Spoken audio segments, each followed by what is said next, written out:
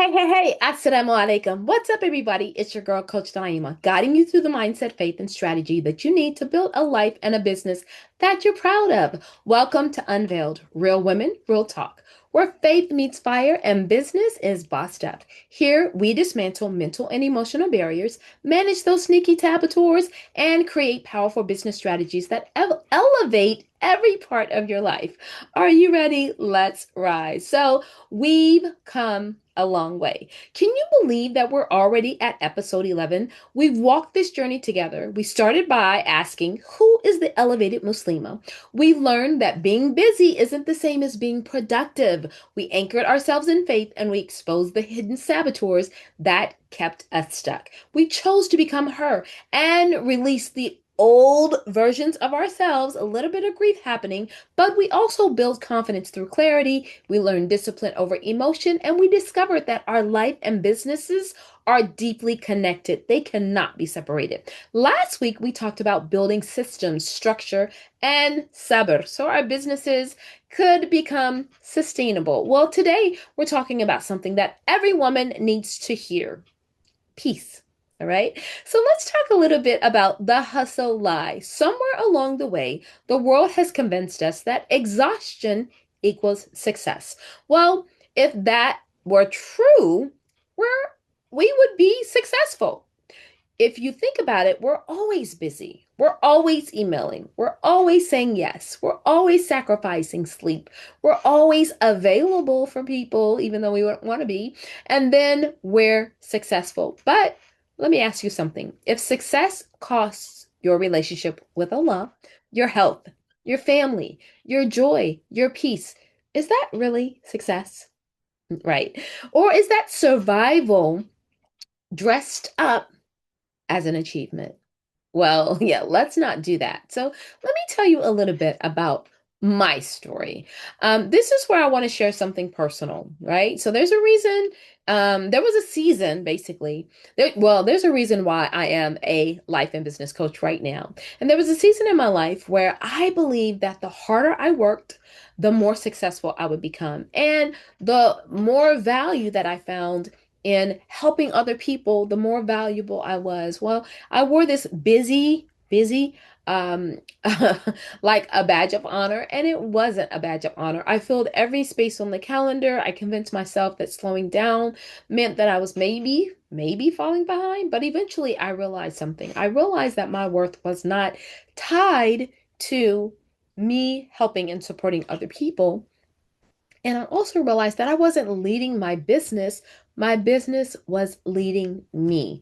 And that kept me from getting to where I needed to get to faster. But of course, we know that everything happens in Allah's due time. And so, although in 2014 I started my business called Get It Done Virtual Assistant Company, essentially I started it as a need to get it done, to help other people get it done. And also, it was a virtual assistant company because I didn't have the bandwidth to actually go out and leave the home because I had four children at home. So I was a stay-at-home mom at the time, and I started this business. The children were going to school, and I decided, hey, I'm going to start this business to support myself and to make sure that if anything happens, I do know how to work for myself. Well, that business has now been in existence.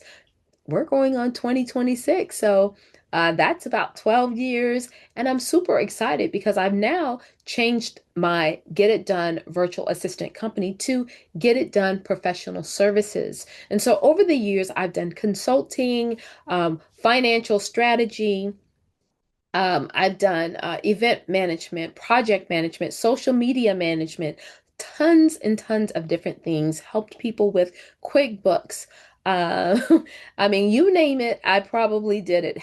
I started off really helping people also with Excel sheets and really doing programming for their specific businesses.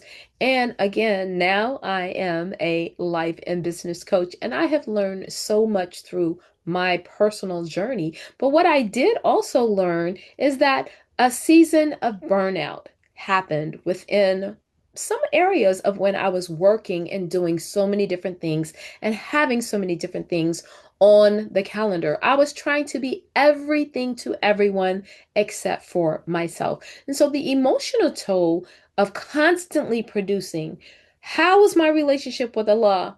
After that, man, I had to redefine success.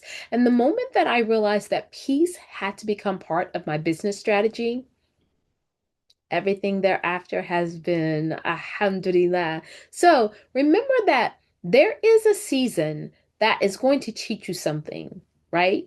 And you, that season, as you go through that season, you're never going to forget the lesson that you learned, because it is Allah who is creating the type of character and the type of person that He wants for you, not you creating the person for yourself. Allah always and never asks you to sacrifice your peace to fulfill your purpose. He doesn't ask you to sacrifice your peace. He wants you to have peace. And so you have to really take stock and understand that whatever burdens that you carry, it's that sometimes you place burdens on your own self. And don't do that at the cost of risking your peace. All right. Now let's talk about how peace is not laziness. Let's clear up something, right? So choosing peace does not mean choosing mediocrity, right? It doesn't mean that you stop working. It doesn't mean that you stop pursuing excellence. And it doesn't mean that you stop believing that pressure is the only path to progress. And some people love pressure, so that's why they are inundated with always doing work in a procrastinative type state. But that is not what we are trying to do. The elevated Muslima still works hard, but she no longer worships productivity, right? She worships Allah. There's a difference, right? And remembering that as we're moving and working, pressure makes bad decisions. And so when you think about decisions that you made when you were overwhelmed, which again is procrastination, which is an avoider saboteur, did you communicate that well? Did you think clearly? Did you make wise financial choices? And the answer is probably not, because your saboteurs were was leading the way. So pressure often causes us to react, but peace allows us to respond. That's why protecting your peace isn't selfish, it's stewardship, all right? Uh, so now let's talk about Allah's timing. One of the greatest acts of faith is believing that Allah's timing is better than your urgency. There is a song that I love right now by Joy Rhodes, which is supposed to, right? And she just basically says everything is working out exactly like it's supposed to. And absolutely it is. Sometimes we rush because we're afraid, but afraid someone else maybe get there first, afraid that we'll maybe miss an opportunity, afraid maybe we're behind.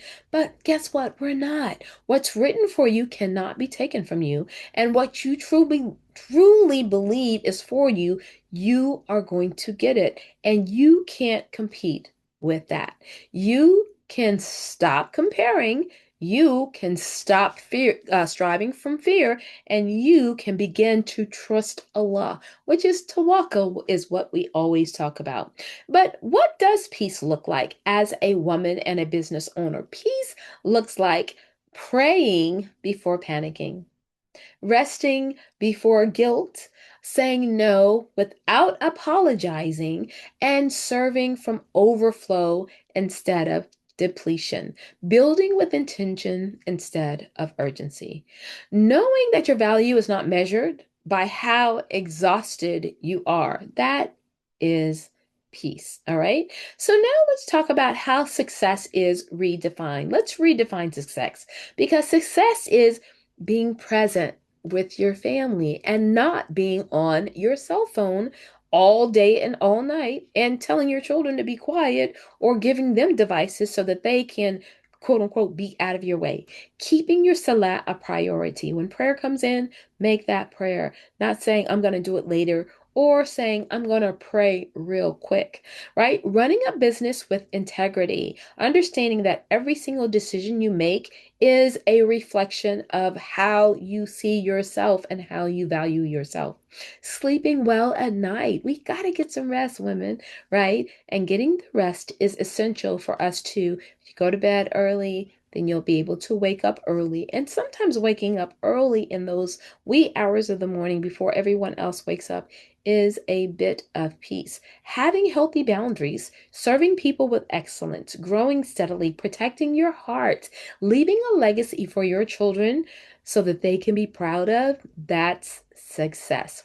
Redefining it in ways that are not just about the economics, but also about the legacy that you're leaving behind. So, one of the reasons that I love our life and business coaching membership is that we're not creating women who are simply successful on paper, right? We're helping women become spiritually grounded, emotionally healthy, strategically equipped, and they are surrounded by other women who remind them that peace is not weakness, it's wisdom. All right.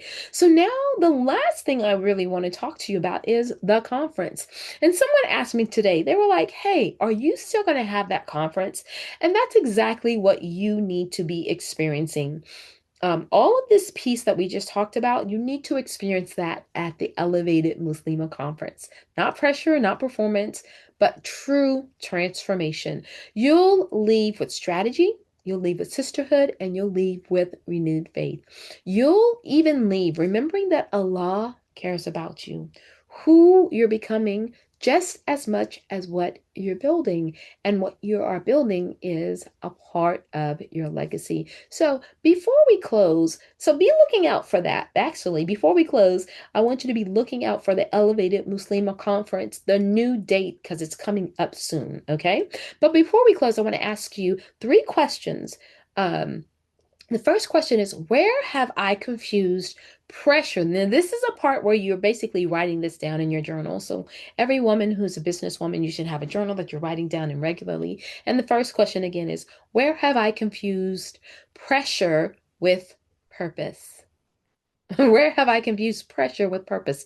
Two totally different things. Because again, pressure oftentimes makes you have and makes you do bad decisions, right? And the second question that I want you to ask yourself is, what am I carrying that Allah never asked me to carry? This is something we do all the time. And it's like, no, you're carrying that burden on your own. Nobody asked you to pick up that burden but you. All right. And the last question that I want you to ask is, what would change if I chose peace this week? What would change in my life is if I chose peace this week? So again, write your answers in a journal, or if you're comfortable, share one in the comments in this specific post, because your honesty might become another sister's breakthrough. You just never know. And if you're ready to build a business without sacrificing your peace, then come and join us inside the Life and Business Coaching membership. You don't have to choose between success and serenity, because Allah has given you permission. You can have both. That's why He is constantly reminding us, Hayya ala falah. Come to success. It's already waiting for you, right? So next week, man, I can't believe it. Next week is the final episode of the Elevated Muslimah series. It's not the final episode of the podcast, just of this specific series, the Elevated Muslimah. We're closing the journey with the room you need to be in. Why the Elevated Muslimah Conference is your next step. And this won't just be the end of the series, but it'll be the beginning of your new season, because you should be the new woman, the new her, after we have gone through this entire 12-week journey. All right? So, if today's episode spoke to you, come and get a little closer. Join the Life and Business Coaching membership and step into a community where women are rising just like you. You can get there by going to www.ladykhadijahinstitute.com. And don't forget, connect with us in the Facebook community, which is Wound Woman Owned $1 Million Business, and follow me on all socials so that we can stay connected throughout the week, especially on LinkedIn. But before we leave this week, I want to say a dua for you. Okay? So let's put our hearts and minds together and say, oh Allah, help you, my sister, pursue excellence without sacrificing your peace. Make us women who trust your timing, honor our commitments, and lead with sincerity. Place barakah in our efforts and protect us from burnout, and allow our success to draw us closer to you, never further away. So as we close this episode, may your faith stay strong and your fire stay lit. And until next time, Assalamu alaikum. I'll see you all later. Peace out.